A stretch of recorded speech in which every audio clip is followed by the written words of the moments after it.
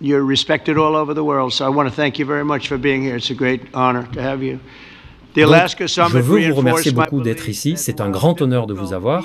Le sommet d'Alaska a renforcé ma conviction que, bien que difficile, la paix est à portée de main. Et je crois que, dans une étape très significative, le président Poutine a accepté que la Russie accepte des garanties de sécurité pour l'Ukraine. C'est l'un des points clés que nous devons considérer, et nous allons en discuter à cette table aussi. Comme qui fera quoi? Essentiellement, je suis optimiste sur le fait que, collectivement, nous pouvons parvenir à un accord qui dissuaderait toute agression future contre l'Ukraine.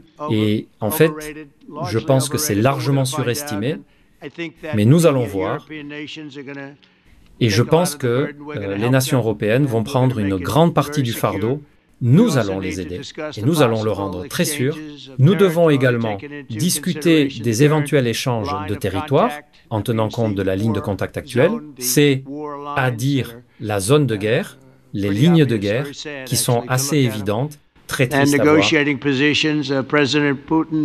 et des positions de négociation du président Poutine. Vous avez aussi le président de l'Ukraine que vous venez de rencontrer il y a peu et nous allons essayer d'organiser une réunion à 3 parties peut être dès que possible.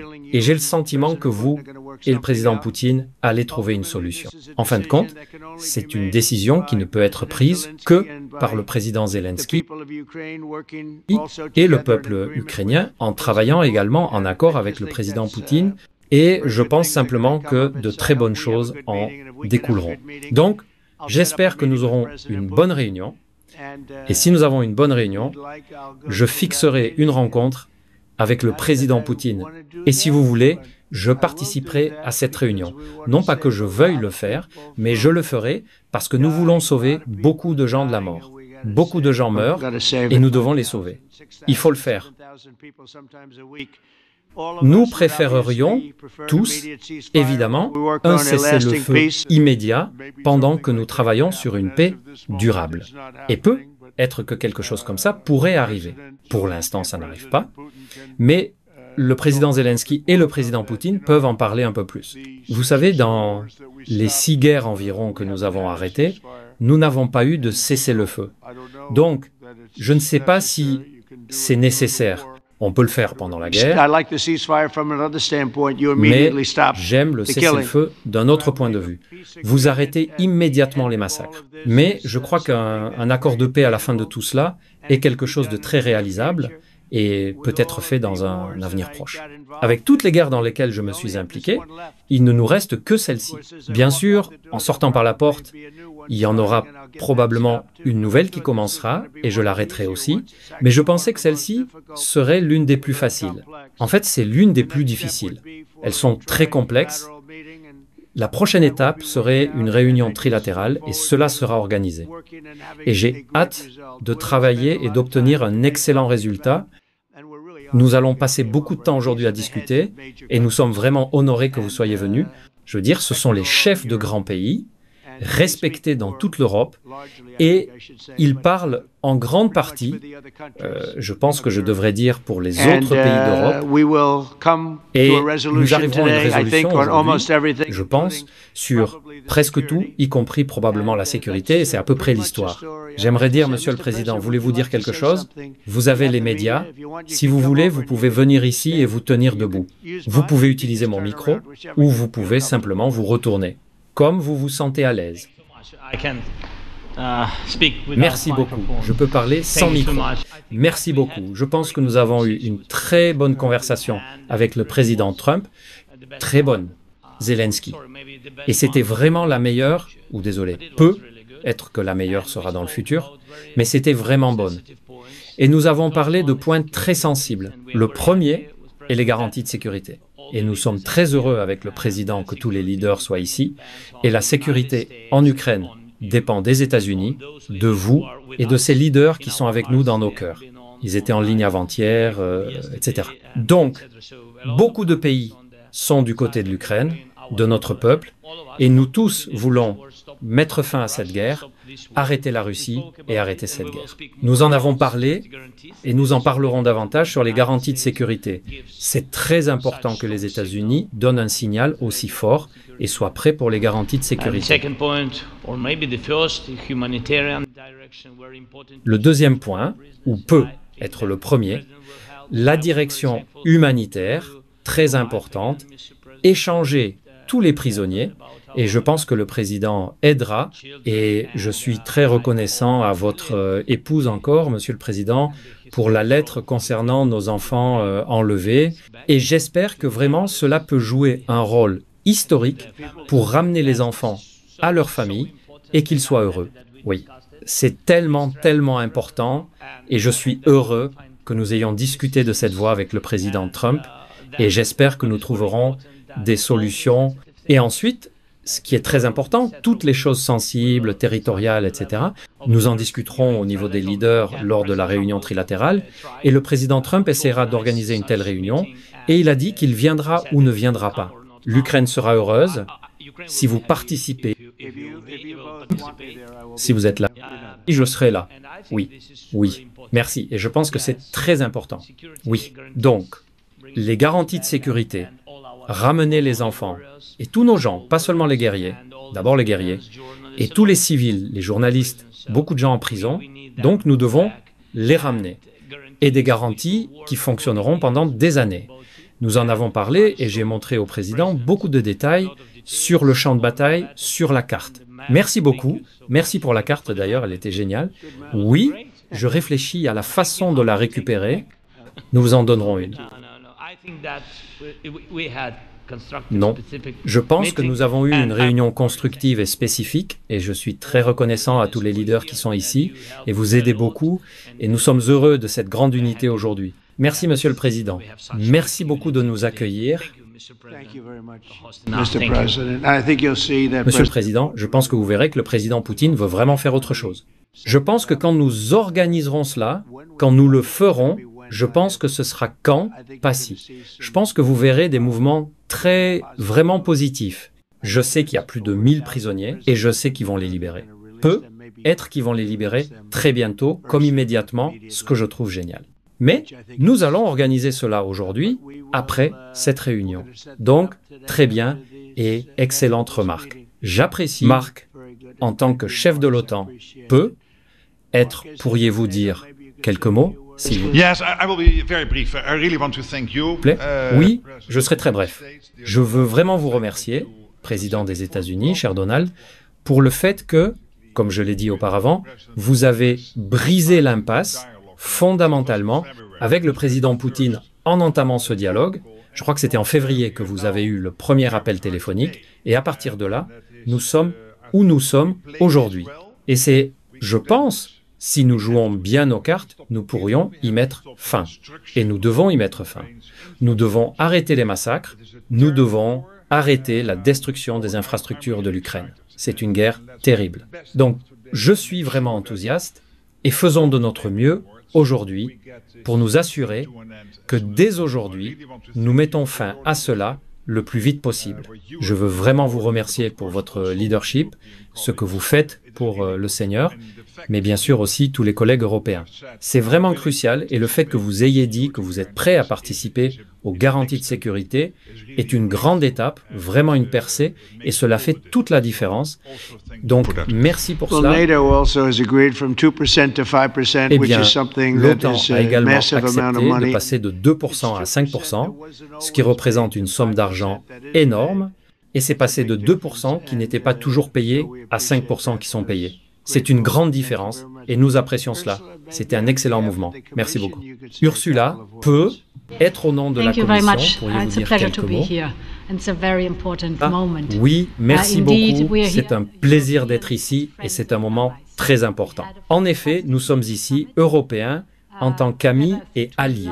Nous avons eu un sommet de l'OTAN fantastique ensemble, en tant que deux des plus grandes économies du monde. Nous avons conclu le plus grand accord commercial de tous les temps.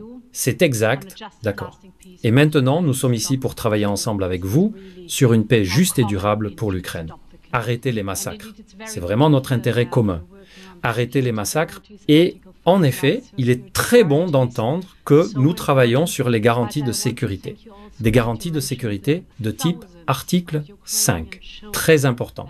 Mais je veux vous remercier également d'avoir mentionné les milliers d'enfants ukrainiens qui ont été enlevés. Et en tant que mère et grand-mère, chaque enfant doit retourner dans sa famille. Cela devrait être l'une de nos principales priorités également dans ces négociations pour s'assurer que les enfants reviennent en Ukraine auprès de leur famille. Merci. Et nous l'avons fait. Je pensais juste que nous sommes ici pour une raison différente. Mais il y a quelques semaines, nous avons conclu le plus grand accord commercial de l'histoire. Donc, c'est une grande chose et félicitations. C'est génial. Merci beaucoup. Monsieur le chancelier d'Allemagne, un très grand leader.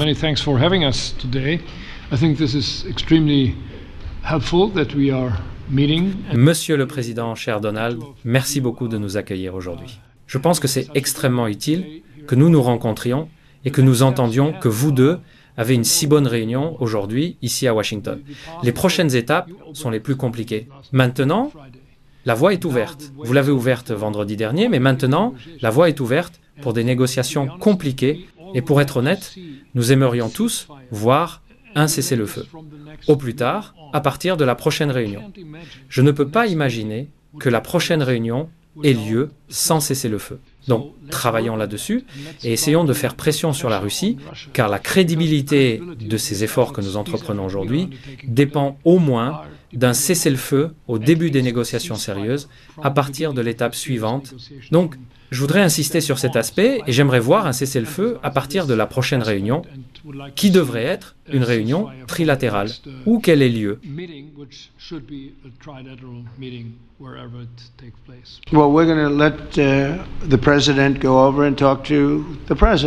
Eh bien, nous allons laisser le président aller parler au président et nous verrons comment cela fonctionne et si nous pouvons le faire. Je le répète, dans les 6 guerres que j'ai réglées, je n'ai pas eu de cessez-le-feu. Nous sommes juste entrés dans des négociations et l'une des guerres, comme vous le savez, au Congo, a duré 30 et 1 an.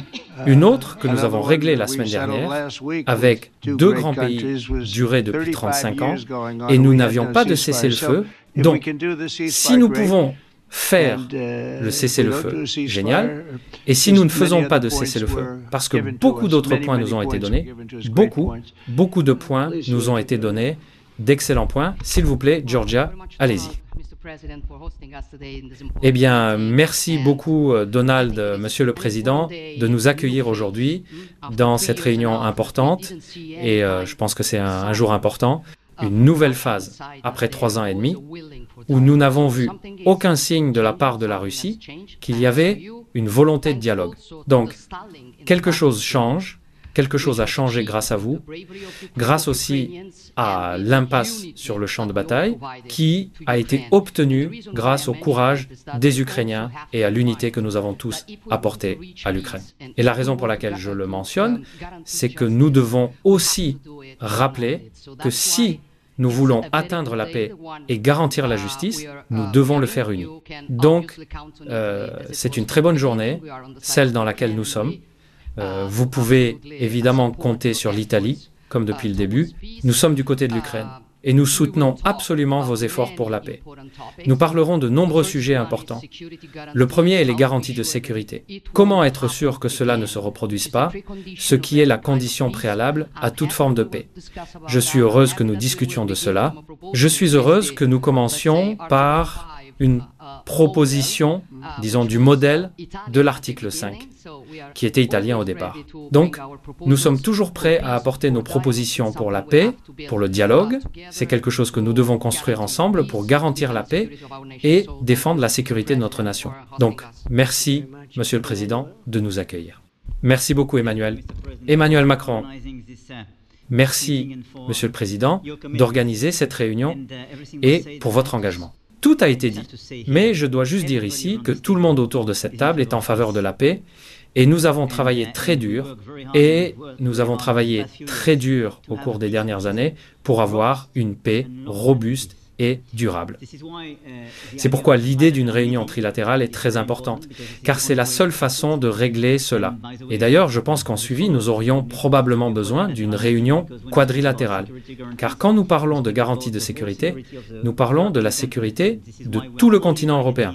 Et c'est pourquoi nous sommes tous unis, ici, avec l'Ukraine, sur cette question. Pour organiser une telle réunion trilatérale, votre idée de demander une trêve ou un cessez-le-feu, au moins pour arrêter les massacres pendant que nous discutons, est une nécessité et nous soutenons tous cette idée. Et pour avoir une paix durable pour l'Ukraine et pour tout le continent, nous avons besoin de garanties de sécurité. La première est clairement une armée ukrainienne crédible pour les années et les décennies à venir. Et la seconde, c'est notre propre engagement, nous tous. Et nous avons travaillé très dur ces derniers mois au sein de la coalition des volontaires, avec le soutien de l'OTAN, pour construire les différents piliers des garanties de sécurité et nos engagements. Et vous pouvez être sûr que les Européens sont très lucides sur le fait qu'ils ont leur juste part dans ces garanties de sécurité pour l'Ukraine. Mais leur propre sécurité est clairement en jeu dans cette situation. Donc, vous pouvez compter sur nous pour continuer à œuvrer pour offrir cette paix robuste pour l'Ukraine.